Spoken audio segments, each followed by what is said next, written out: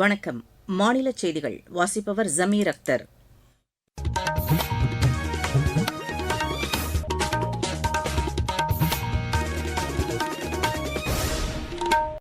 தலைப்புச் செய்திகள். மக்களவைத் தொகுதி மறுவரையறையின் மூலம் தமிழகத்தில் தொகுதிகளின் எண்ணிக்கை 39லிருந்து 59ஆக உயரும் என்று மத்திய உள்துறை அமைச்சர் திரு அமித் ஷா கூறியுள்ளார். தமிழக சட்டப்பேரவைத் தேர்தலில் திமுக தலைமையிலான கூட்டணி வெற்றி பெற்று மீண்டும் ஆட்சியமைப்பது உறுதி என்று அக்கட்சியின் தலைவர் திரு மு க ஸ்டாலின் நம்பிக்கை தெரிவித்துள்ளார். மக்களவைத் தொகுதி மறுவரையறையால் தமிழகத்திற்கு எந்த பாதிப்பும் ஏற்படாது என்று மத்திய அரசு உறுதியளித்திருப்பதாக அஇஅதிமுக பொதுச் செயலாளர் திரு எடப்பாடி பழனிசாமி கூறியுள்ளார். சட்டப்பேரவைத் தேர்தலையொட்டி தமிழகம் முழுவதும் சிறப்பு பேருந்துகள் இயக்கப்படும் என்று அரசு விரைவு போக்குவரத்துக் கழகம் அறிவித்துள்ளது. ஐபிஎல் கிரிக்கெட் போட்டியில் பஞ்சாப் அணி 7 விக்கெட் வித்தியாசத்தில் மும்பை அணியை வென்றது. இனி விரிவான செய்திகள். மக்களவைத் தொகுதி மறுவரையறையின் மூலம் தமிழகத்தில் தொகுதிகளின் எண்ணிக்கை 39லிருந்து 59ஆக உயரும் என்று மத்திய உள்துறை அமைச்சர் திரு அமித் ஷா கூறியுள்ளார். மக்களவையில் நேற்று தொகுதி மறுவரையறை மசோதா, அரசியல் சட்டத்திருத்த மசோதா உள்ளிட்ட 3 மசோதாக்கள் மீதான விவாதத்தின்போது குறுக்கிட்டு பேசிய அவர், இந்த மசோதாக்களால் மக்களவையில் தென் மாநிலங்களின் பிரதிநிதித்துவம் குறையாது என்று தெரிவித்தார். மத்திய அரசு கொண்டு வந்துள்ள இந்த மசோதாவால் தென் மாநிலங்கள் உட்பட அனைத்து மாநிலங்களுக்கும் எந்த பாதிப்பும் ஏற்படாது என்றும் அவர் உறுதியளித்தார். சாதிவாரி கணக்கெடுப்பை நடத்த ஏற்கனவே மத்திய அமைச்சரவை முடிவு செய்துள்ளதாகவும், மக்கள் தொகை கணக்கெடுப்பின்போது சாதி குறித்த தரவுகளும் சேகரிக்கப்படும் என்றும் திரு அமித் ஷா கூறினார். தமிழக சட்டப்பேரவைத் தேர்தலில் திமுக தலைமையிலான கூட்டணி வெற்றி பெற்று மீண்டும் ஆட்சியமைப்பது உறுதி என்று அக்கட்சியின் தலைவர் திரு மு க ஸ்டாலின் நம்பிக்கை தெரிவித்துள்ளார். பெரம்பலூர் மாவட்டத்திற்கு உட்பட்ட குன்னம் தொகுதியில் நேற்று தேர்தல் பிரச்சாரக் கூட்டத்தில் பேசிய அவர், இதுவரை வெளிவந்துள்ள கருத்து கணிப்புகள் அனைத்தும் தங்களது கூட்டணிக்கு சாதகமாக உள்ளதாக கூறினார். கடந்த 5 ஆண்டுகளில் திமுக அரசு செயல்படுத்திய மகளிர் மற்றும் பல்வேறு தரப்பினருக்கான நலத்திட்டங்கள் மக்களிடம் அரசுக்கு நன்மதிப்பை பெற்றுத் தந்துள்ளதாகவும் திரு மு க ஸ்டாலின் தெரிவித்தார். மக்களவைத் தொகுதி மறுவரையறையால் தமிழகத்திற்கு எந்த பாதிப்பும் ஏற்படாது என்று மத்திய அரசு உறுதியளித்துள்ளதாக அஇஅதிமுக பொதுச் செயலாளர் திரு எடப்பாடி பழனிசாமி கூறியுள்ளார். திருப்பூர் மாவட்டம் உடுமலைப்பேட்டையில் நேற்று நடைபெற்ற தேர்தல் பொதுக்கூட்டத்தில் பேசிய அவர், தொகுதி மறுவரையறை காரணமாக தமிழகத்திற்கு தற்போதுள்ள மக்களவைத் தொகுதிகள் அதிகரிக்கும் என்று கூறினார். இந்த உண்மையை மறைத்துவிட்டு திமுக மற்றும் அதன் கூட்டணி கட்சிகள் தேவையற்ற முறையில் போராட்டம் நடத்துவதாக அவர் குறை கூறினார். தற்போதுள்ள மக்களவையில் திமுக தலைமையிலான கூட்டணிக்கு 39 உறுப்பினர்கள் இருந்த போதிலும் மாநிலத்தின் முக்கியமான கோரிக்கைகளை வலுவாக எடுத்துரைக்க தவறிவிட்டதாக திரு எடப்பாடி பழனிசாமி குற்றம் சாட்டினார். மத்தியில் ஆட்சிப் பொறுப்பில் உள்ள தேசிய ஜனநாயக கூட்டணி அரசு மாநிலங்களுக்கு வழங்க வேண்டிய நியாயமான நிதி பங்கீட்டை மறுத்து வருவதாக மார்க்சிஸ்ட் கம்யூனிஸ்ட் கட்சியின் மூத்த தலைவர் திரு பிரகாஷ் கரத் குற்றம் சாட்டியுள்ளார். தூத்துக்குடியில் நேற்று தேர்தல் பிரச்சார பொதுக்கூட்டத்தில் பேசிய அவர், மக்களால் தேர்ந்தெடுக்கப்பட்ட அரசுகளின் செயல்பாடுகளை மாநில ஆளுநர்களை கொண்டு மத்திய அரசு முடக்க பார்க்கிறது என்று தெரிவித்தார். மாநில சுயாட்சியை வலுப்படுத்த வேண்டும் என்ற கோரிக்கையுடன் சட்டப்பேரவைத் தேர்தலை திமுக தலைமையிலான கூட்டணி எதிர்கொள்வதாகவும் திரு பிரகாஷ் கரத் கூறினார். மக்களவைத் தொகுதி மறுவரையறை மசோதாவால் தமிழகத்திலிருந்து மக்களவைக்கு செல்லும் பெண் உறுப்பினர்களின் எண்ணிக்கை கணிசமாக அதிகரிக்கும் என்று பாமக தலைவர் டாக்டர் அன்புமணி ராமதாஸ் கூறியுள்ளார். தருமபுரி மாவட்டம் பென்னாகரத்தில் நேற்று தேர்தல் பிரச்சாரத்தில் ஈடுபட்ட அவர், இம்மசோதா குறித்து திமுக மற்றும் அதன் கூட்டணி கட்சிகள் மக்களிடம் உண்மைக்கு மாறான தகவல்களை பரப்பி வருவதாக குற்றம் சாட்டினார். நீங்கள் கேட்டுக்கொண்டிருப்பது மாநில செய்தி அறிக்கை. இனி தேர்தல் களம்.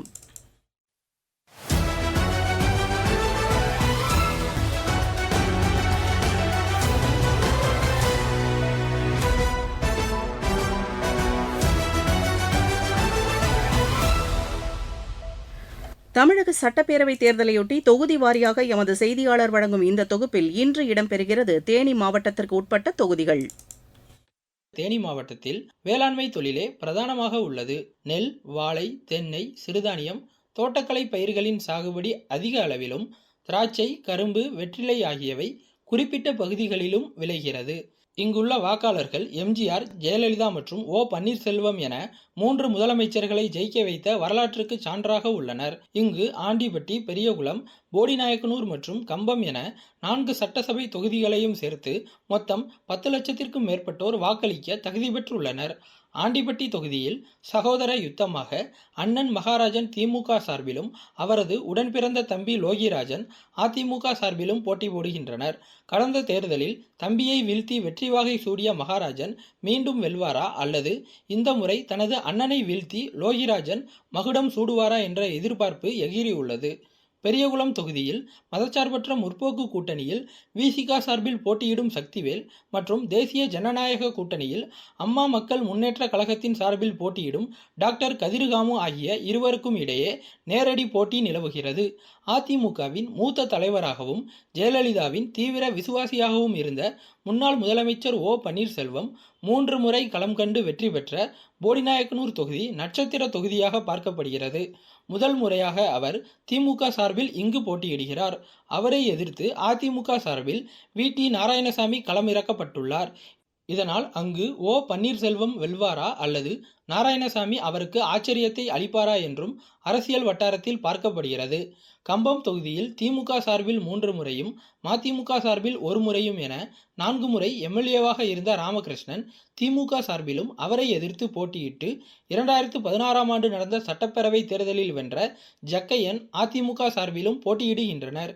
இவர்கள் தவிர்த்து 4 தொகுதிகளிலும் நாம் தமிழர், தமிழக வெற்றி கழகம், புதிய தமிழகம் உள்ளிட்ட பல்வேறு அரசியல் கட்சிகளைச் சேர்ந்த வேட்பாளர்களும் சுயேட்சை வேட்பாளர்களும் என 70 பேர் தேர்தலில் களம் கண்டுள்ளனர். தேவாரத்தில் இருந்து கேரளாவை இணைக்கும் சாக்கலூத்துமெட்டிற்கு சாலை அமைத்து தர வேண்டும், பன்னீர் திராட்சை சாகுபடியை அதிகரிக்கவும், மதிப்பு கூட்டப்பட்ட பொருட்கள் தயாரிக்கும் தொழிற்சாலைகள் அமைத்து தர வேண்டும் என்பதும் பல்வேறு கோரிக்கைகள் கம்பம் தொகுதியில் உள்ளது.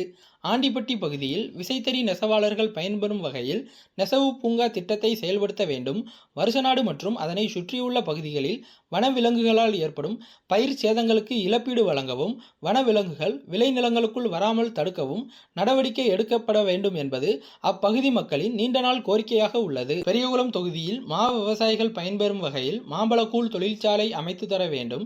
தேனி நகரின் போக்குவரத்து நெரிசலை கட்டுப்படுத்த வேண்டும். ரயில்வே மேம்பால பணிகளை விரைந்து முடிக்க வேண்டும் என்பது இங்குள்ள பொதுமக்களின் கோரிக்கையாக உள்ளது.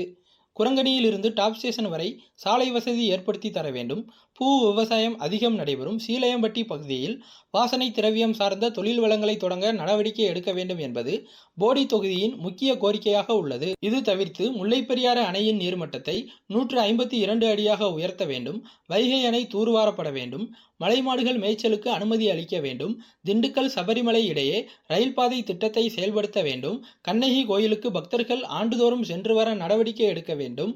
விவசாயிகளுக்கு நிரந்தர நெல் கொள்முதல் நிலையங்கள் கட்டித்தர வேண்டும் என்பது இந்த ஒட்டுமொத்த மாவட்ட மக்களின் அடிப்படை கோரிக்கைகளாக உள்ளது. தேனியிலிருந்து ராஜ்குமார்.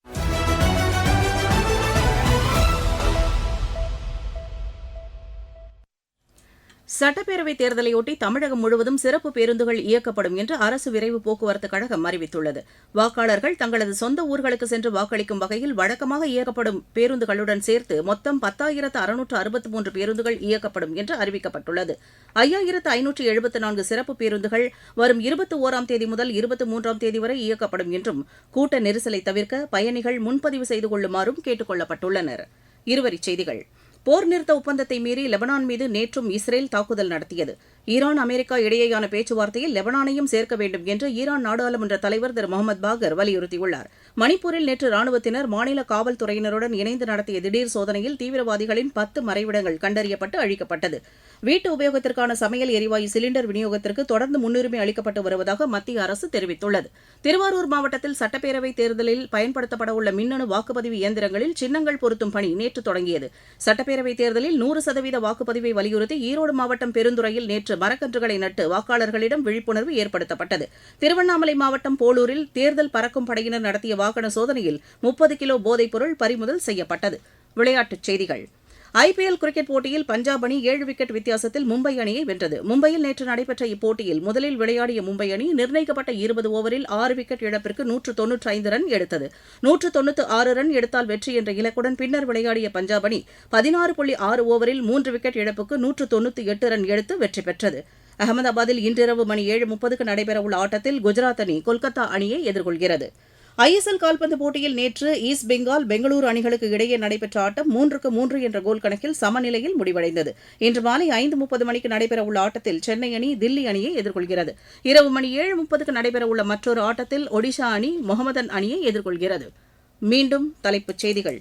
மக்களவைத் தொகுதி மறுவரையறையின் மூலம் தமிழகத்தில் தொகுதிகளின் எண்ணிக்கை 39லிருந்து 59ஆக உயரும் என்று மத்திய உள்துறை அமைச்சர் திரு அமித் ஷா கூறியுள்ளார். தமிழக சட்டப்பேரவைத் தேர்தலில் திமுக தலைமையிலான கூட்டணி வெற்றி பெற்று மீண்டும் ஆட்சியமைப்பது உறுதி என்று அக்கட்சியின் தலைவர் திரு மு க ஸ்டாலின் நம்பிக்கை தெரிவித்துள்ளார்.